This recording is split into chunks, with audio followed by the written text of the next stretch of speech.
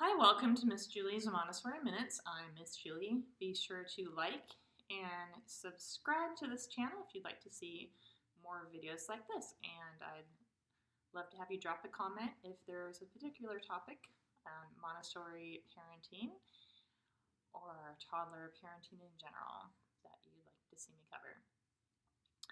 So right now I'm going to talk to you about the difference between logical consequences and natural consequences. And perhaps you're familiar with this, that we ideally are giving natural or logical consequences to our children. Let me rephrase that. We're allowing our children to experience natural consequences or giving them a logical consequence. And what does that look like with a toddler? Okay. First, let's talk about it in general. So, natural means that the child's actions led to the consequence. So let's take an example from an older child. Let's say they left their bike in the driveway overnight. A natural consequence would be it got stolen. They left it out. That's what happened. Their bike got stolen. A logical consequence would be connected to the fact that they were irresponsible with their bike and would have something ideally to do with that situation. So a logical, connected consequence would be I discovered you left your bike out. I put it away. Now you don't get to use your bike for a week. Okay, so something like that works well with an older child. Natural consequences work with any age, and logical consequences work with any age. However, with a toddler, especially one under about 26 months or so, under 2.5, they don't have a fully developed imagination.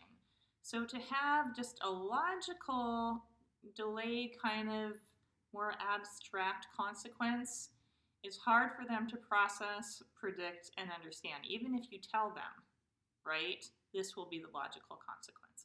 It's very hard for them to process and predict and think ahead when they're in the moment making the action, or to even understand afterwards why that happened, even if they were warned.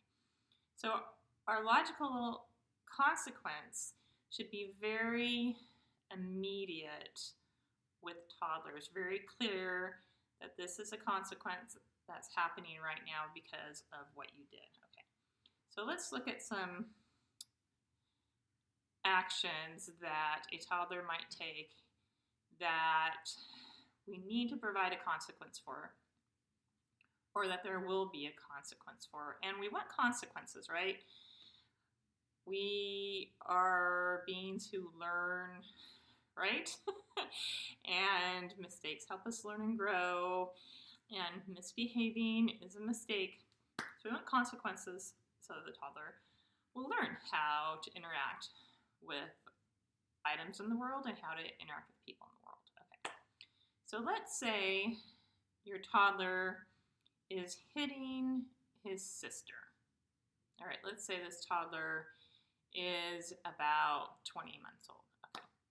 So he hits his sister with a shovel, playing outside, sandpit, hits her with a shovel. A natural consequence is, if he hits her hard enough, the sister cries, sister maybe leaves, doesn't want to play with him anymore, and you're going to give all the energy, all the attention to the victim, the person who got hit, right? And give her attention and comfort her. And the son that hit his sister is, by themselves, not getting any attention, and has a sister that's maybe angry, doesn't want to play with them anymore. That would be natural. All of those things just happened because he hit her. Okay. A logical consequence would be saying shovels aren't for hitting people with, I'm going to hold the shovel for a while to remind you not to hit your sister. And then taking the shovel for a small amount of time. So it's very clear, okay, my parent took the shovel because I hit with it, right? It's clear to see. And ideally, you'll give that shovel back within that same window play period, right? It doesn't have to be a long time. Just the losing the shovel is enough of a logical consequence, right? And their concept of time, it can seem like forever if he's in the middle of a project. It doesn't have to be taken away, for the rest of the day or anything like that. Okay. So that would be, natural would be sad sister getting all the attention, don't have a playmate. Oh, and that just happens naturally. A logical consequence, you took the shovel away. Okay. Those are consequences. Saying, you hit your sister, you don't get dessert tonight, is not a logical consequence. What does 4 hours from now, me not getting a fruit parfait, have anything to do with this? Like, you don't think that far ahead in time.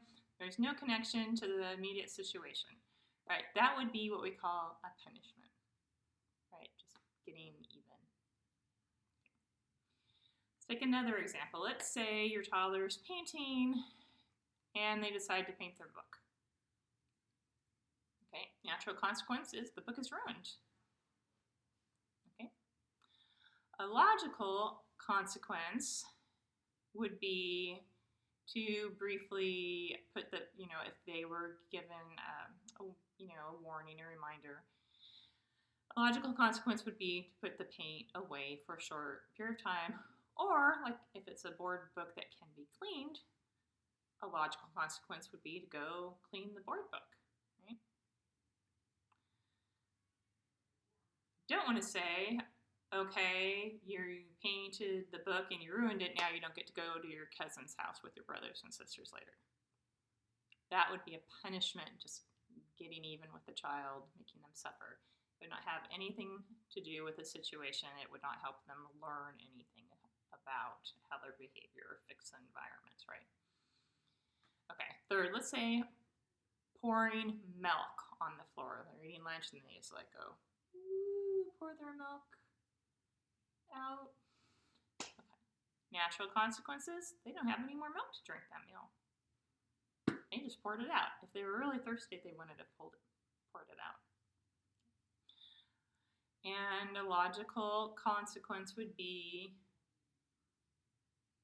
go get the mop and clean up the milk, right? Okay. It would not be every meal, you're pouring milk, I'm mad at you, so I'm going to take away your favorite toy for a while to get even. Okay, so you see the difference between a natural consequence, a logical consequence, and a punishment. Natural consequences are the best teacher, logical, a close second, and punishment just teaches them that you're all powerful and can make them suffer. So try to stick with natural consequences. When there is one, there isn't always, what if the sister doesn't cry and when she gets hit with the shovel and doesn't need comforting, right? But you still want to prevent them from doing that again. So then you move on to logical. So natural, logical, and avoid just punitive punishments. They're not great teachers.